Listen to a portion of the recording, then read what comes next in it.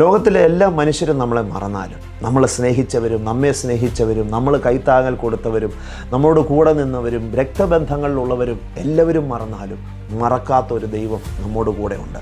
ഇന്നത്തെ സന്ദേശം നിങ്ങൾ മിസ് ചെയ്യരുത്. തുടർന്ന് കേൾക്കുക. തീർച്ചയായും ദൈവം നിങ്ങളോട് സംസാരിക്കും.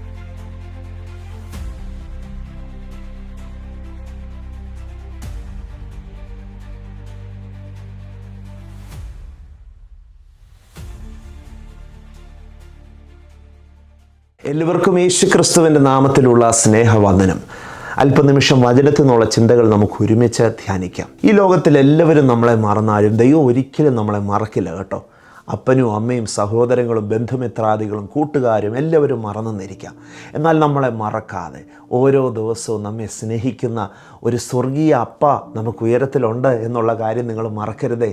പലപ്പോഴും നമ്മൾ ആരും എന്നെ സ്നേഹിക്കാനില്ല, ആരും എന്നെ കരുതാനില്ല എന്ന് നമ്മുടെ ഉള്ളത്തിൽ തന്നെ നമ്മൾ പറയും അല്ലേ. അങ്ങനെയുള്ള ചിന്തകൾ കടന്നു വരും. എന്നാൽ ആ ചിന്തകൾക്ക് ഇനി നിങ്ങൾ ഹൃദയത്തിൽ വേരുറപ്പിക്കുവാൻ അവസരം കൊടുക്കരുത്. കാരണം നമ്മെ എപ്പോഴും ഓർക്കുന്ന, നമുക്ക് വേണ്ടി പ്രവർത്തിക്കുന്ന, എല്ലാം അനുകൂലമാക്കി തരുന്ന ഒരു സ്വർഗീയ അപ്പ നമുക്ക് വേണ്ടിയുണ്ട്. ഈ ഒരു ബോധ്യം എൻ്റെ ജീവിതത്തിൻ്റെ ചിന്താമണ്ഡലങ്ങളെ, എൻ്റെ കാഴ്ചപ്പാടുകളെ തന്നെ മാറ്റിമറിച്ച ഒന്നാണ്. എന്നെ സ്നേഹിക്കുന്ന ഒരു ദൈവം എനിക്ക് എപ്പോഴുമുണ്ട്. എന്നെ ഓർക്കുന്ന ഒരു ദൈവം എനിക്ക് വേണ്ടി എപ്പോഴുമുണ്ട്. മനുഷ്യരെന്നെ മറന്നാലും ദൈവം എന്നെ മറക്കില്ല. എത്ര വലിയ സന്തോഷകരമായ സത്യമാണല്ലേ.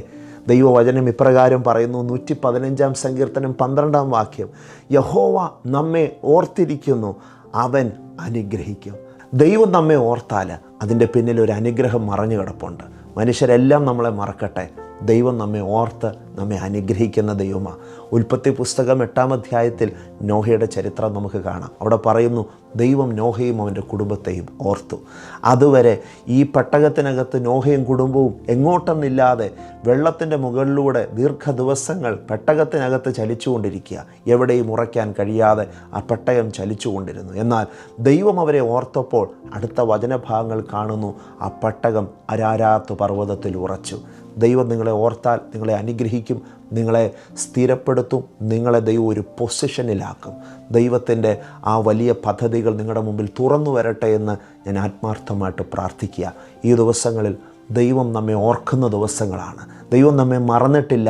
ദൈവം നമുക്ക് വേണ്ടി അത്ഭുതങ്ങളെ ചെയ്യുമെന്നുള്ളത് നിങ്ങളുടെ ജീവിതത്തിൽ കണ്ടറിയാൻ പോകുകയാണ്. ഞാനത് വിശ്വസിക്കുന്നു. ഈ ദൂതിനെ നമുക്ക് ഏറ്റെടുക്കാം. May God bless you. നിങ്ങൾക്ക് പ്രാർത്ഥനാ വിഷയങ്ങളുണ്ടെങ്കിൽ തീർച്ചയായിട്ടും അറിയിക്കുക. നമുക്കൊരുമിച്ച് പ്രാർത്ഥിക്കാം. ദൈവത്തിൻ്റെ കരം കൂടെയുണ്ട്. May God bless U.